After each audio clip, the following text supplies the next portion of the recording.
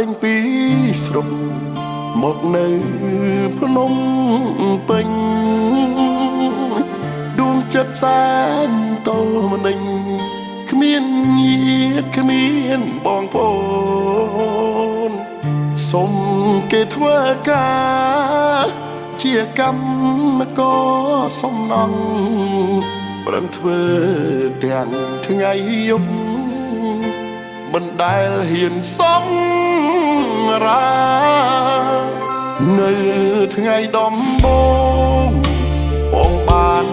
ជួបអូននៅ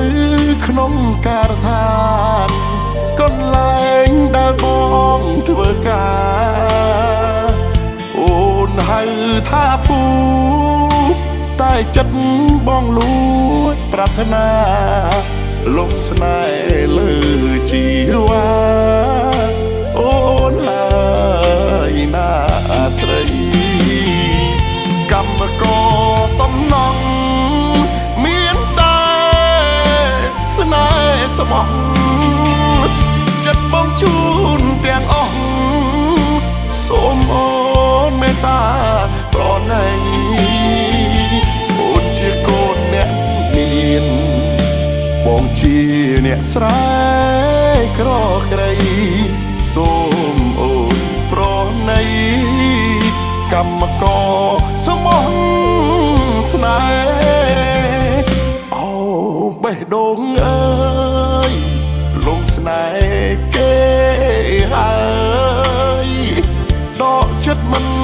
រួចឡើយមិនដឹងជាត្រូវមុនអ្វីពេលជួបមុខអូន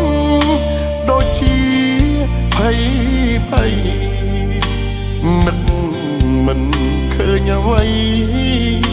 ក្រៅពីមុខអូនឡើយ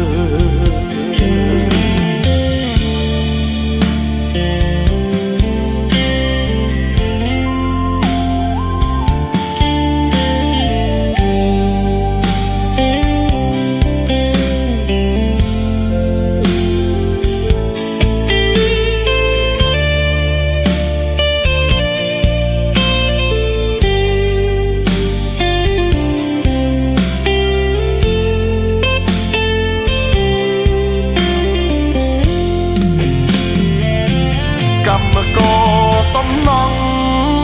មានតែស្នេហ៍ស្មោះចិត្តបងជូនទាំងអស់សូមអូនមេត្តាប្រណីអូនជាកូនអ្នកមានបងជាអ្នកស្រែក្រក្រៃសូមអូនប្រណីកម្មករសមោះស្នេហ៍អូបេះដូងអើយលងស្នេហ៍គេហើយដកចិត្តមិនរួចឡើយមិនដឹងជាត្រូវមុនអ្វីពេលជួបមុខអូនដូចជាភ័យនឹកមិនឃើញអ្វីក្រៅពីមុខអូនឡើយ